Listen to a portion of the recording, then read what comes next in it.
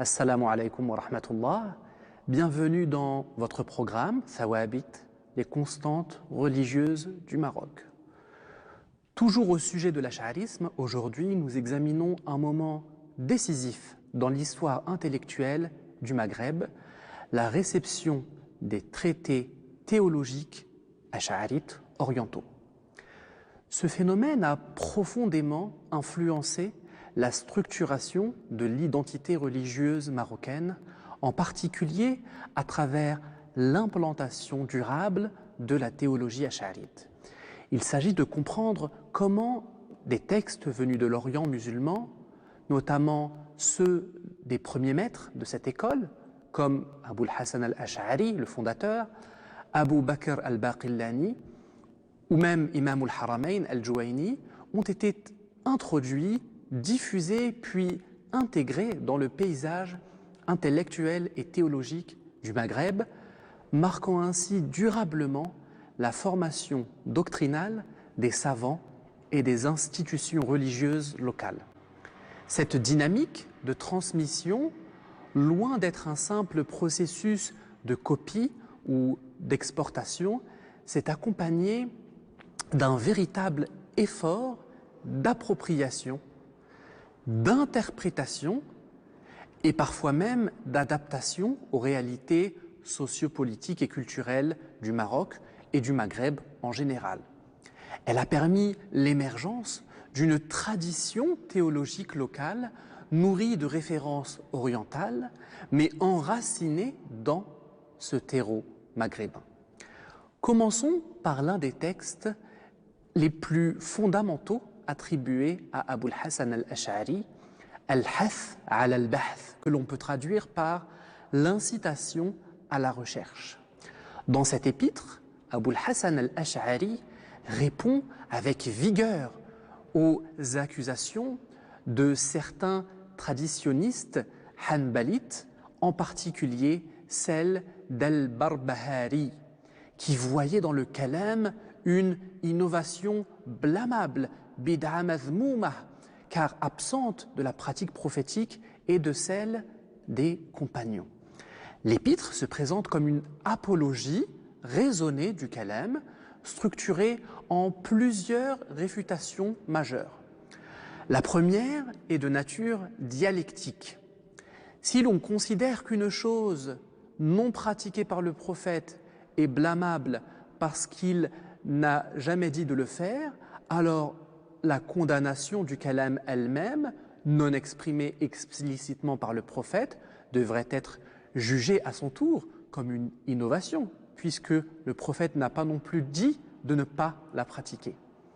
La deuxième réfutation s'appuie sur des textes scripturaires, majoritairement du Coran, où Al-Ash'ari identifie des formes d'argumentation rationnelle analogues à celles du kalam.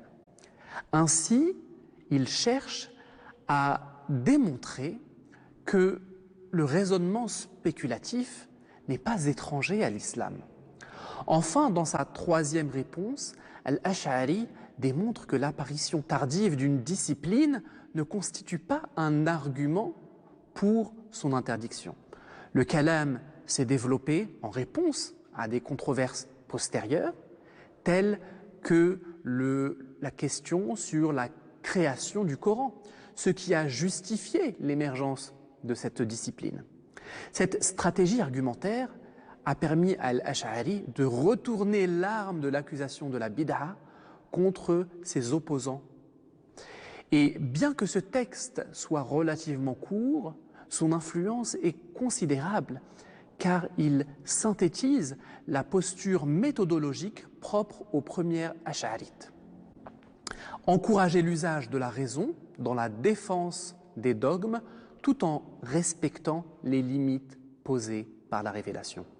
Ce texte a connu une certaine circulation au Maroc, au Maghreb en général, par l'intermédiaire de chaînes de transmission savantes et par l'intégration de ces idées dans des manuels ultérieurs de formation des étudiants en théologie.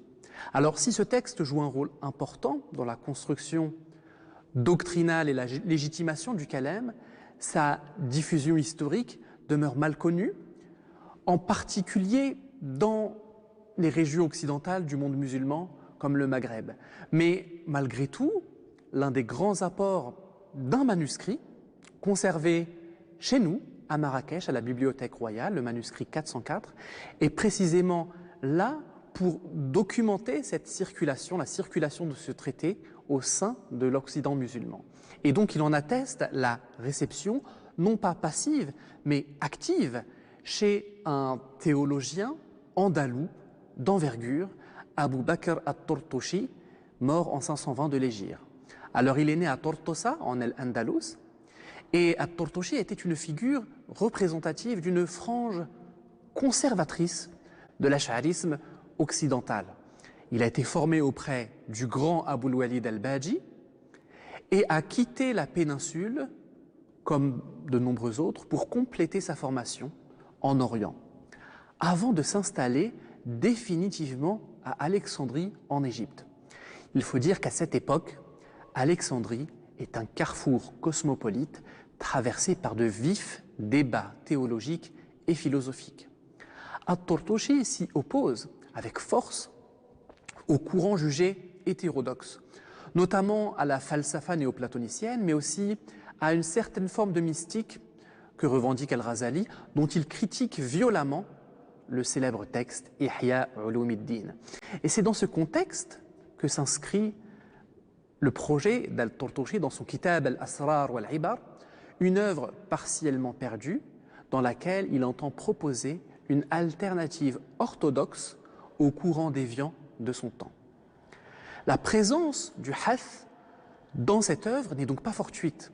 Elle correspond à une volonté de réactiver les fondements rationalistes initiaux de l'époque ash'arite, de l'époque d'Abul Hassan, dans un environnement où le sunnisme, en particulier à Alexandrie, était menacé par, selon lui, selon Tortoshi, des formes d'excès spéculatifs ou de piétisme non conforme à la raison.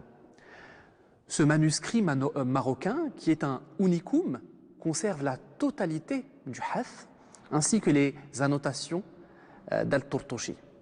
Il s'agit, à notre connaissance, du seul commentaire, si l'on peut dire ainsi, un commentaire médiéval connu de ce texte. J'ai eu l'honneur de l'éditer et de le traduire. Ce document exceptionnel permet non seulement de mieux comprendre la réception de ce texte d'Al-Ash'ari dans l'Occident musulman, mais aussi de situer cette réception dans un projet intellectuel précis, la reconfiguration du sunnisme à Alexandrie autour d'un ash'arisme rigoureux, critique des dérives ésotériques et philosophiques.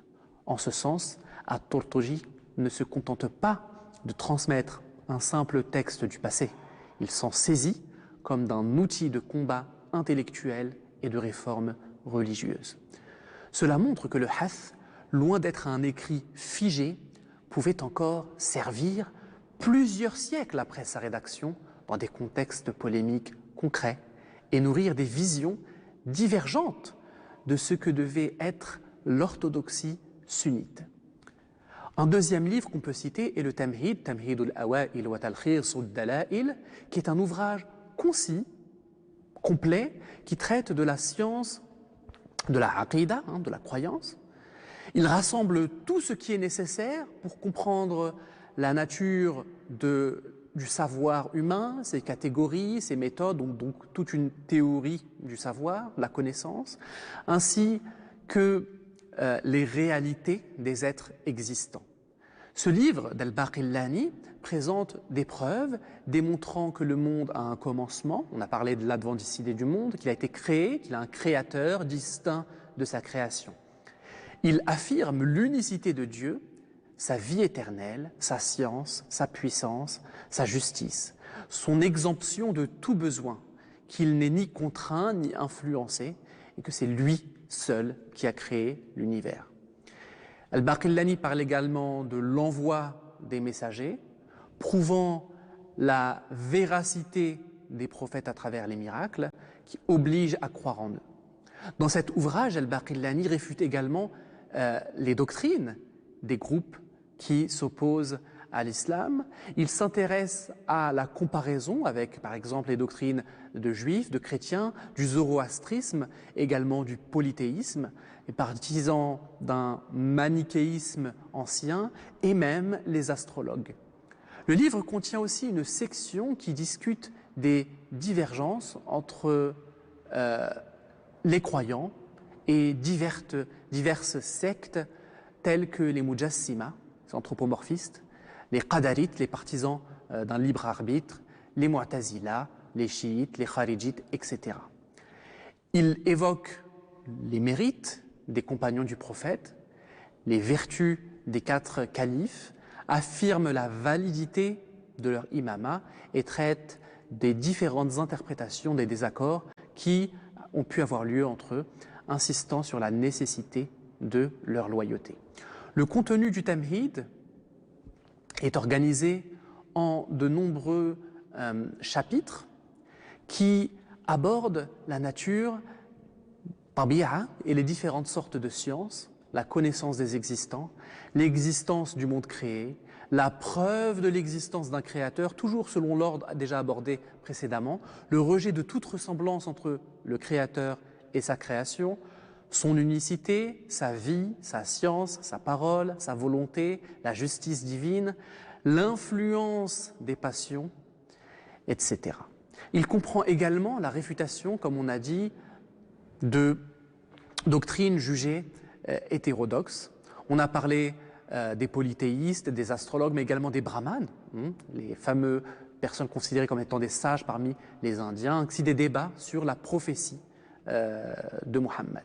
Plusieurs chapitres sont consacrés aux attributs divins, à la possibilité de voir Dieu, à la volonté de Dieu vis-à-vis des créatures, à la question du libre arbitre, la création des actions, l'acte divin, au débat sur la prédestination, aux notions liées à la foi, au péché, à la justice, à l'intercession, et enfin un développement approfondi sur l'imama, la théologie politique, ce qui est connecté avec la notion de imaratul mu'minin, qu'on abordera, les 4 premiers califes, leurs mérites, les preuves de leur légitimité, ainsi que la controverse autour de l'imama de Ali. Alors, la raison pour laquelle Al-Baqillani a rédigé ce tamhid est tout à fait intéressante, puisque des chroniqueurs comme Ibn Asakir, dans son ouvrage Tabyin Kadhib al-Muftari, montrent qu'il s'agit en fait d'un souverain, un roi, qui chargea son fils d'étudier auprès d'Al-Baqillani. Donc un gouverneur a chargé Al-Baqillani d'enseigner à son fils, donc à un prince, la doctrine des gens de la Sunna. Et donc, pour ce faire, Al-Baqillani a écrit ce manuel. Donc il a été très apprécié des savants sunnites.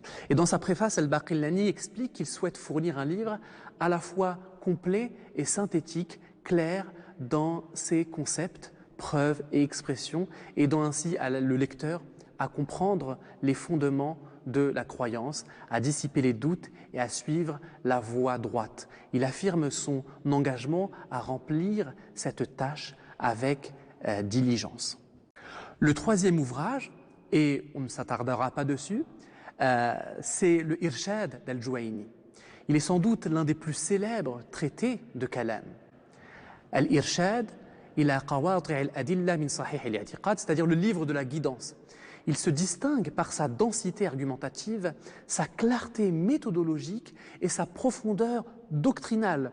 Il synthétise plusieurs générations de réflexions théologiques tout en structurant un cursus d'apprentissage complet pour les étudiants en sciences religieuses. C'est avec Al-Juwayni, dans son célèbre traité Al-Irshad, que la pensée ash'arite atteint un haut degré de maturité méthodologique. Contrairement à Al-Ash'ari, qui répondait à une urgence polémique, et à Al-Baqillani, qui construisait un édifice rationnel imposant, Al-Juwayni, lui, articule dans un langage à la fois rigoureux et pédagogique une synthèse harmonieuse entre le raisonnement rationnel et les fondements scripturaires. C'est ce qui a fait que le livre Al-Irshad a connu un accueil tout à fait chaleureux et très important, massif, de la part des savants de l'Occident musulman, du Maghreb, y compris des Marocains, comme en témoigne une grande tradition de commentaires du texte Al-Irshad. La semaine prochaine, je vous donne rendez-vous pour un autre épisode de votre programme Thawabit, les constantes religieuses du Maroc, où on abordera cette fois-ci les productions maghrébines en croyance ash'arite. D'ici là, à la semaine prochaine. Assalamu alaikum wa rahmatullahi wa barakatuh.